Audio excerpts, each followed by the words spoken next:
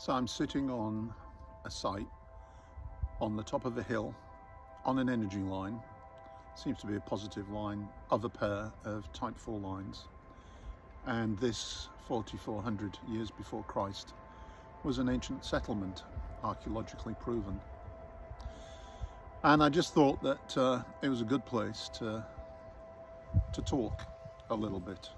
A few years ago I wrote a novel called The Last Observer, and the idea was that a group of evil magicians were concerned at the way the world was going, that normal humans were going to discover magic through quantum physics, and therefore they were trying to kill everybody who had any kind of imaginative ability and could create reality.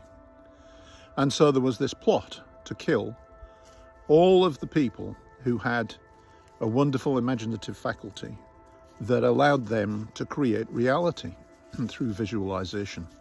And the hero Stan, or Stanley, was somebody who had developed a tremendous gift, imaginative gift, through reading and being a bit of a recluse. And he went on quite the adventure as they tried to kill him, the last observer of reality, or the last creator of reality. And here I am sat in 2023, and I have to tell you that it's almost like I'm living my own novel. I think what we're seeing right now is a group of people, or a cabal, or I don't really know what, but definitely they are using most of humanity to create the reality that they want. They're using magical techniques, the lockdowns, some of the language used, imagine you have it, the fear mongering, the constant stream of one thing after another. If it isn't a vaccination, if it isn't digital this or digital that, or 20-minute cities, it's a war in Europe, it's the threat of World War III, it's a banking crisis, it's a currency crisis, it's a pandemic, it's a monkey pandemic, one thing after the other. It's almost as if they're trying to create a fear-based reality in which people are responding to their prompts, to their requirements, to their will.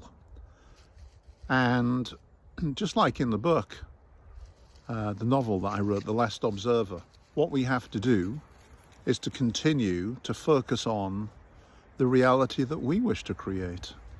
I don't want a future in which I'm locked in some city with a digital currency and a digital ID. And I don't want that future for my kids or their kids. I want the freedom to go where I want, when I want, think what I want, say what I want, be as offensive as I want, and suffer the proper consequences of being offensive if I am offensive, which is being told I'm offensive. But I also believe people need to develop thicker skins. You know, we can't communicate without running the risk of being offensive. We can't voice opinions without running the risk of being offensive to somebody. Some of the viewpoints that are expressed to me are offensive to me. I find them very offensive. The idea that we can't define a woman is offensive to me as a scientist. The idea that CO2 drives climate change is offensive to me as a geologist.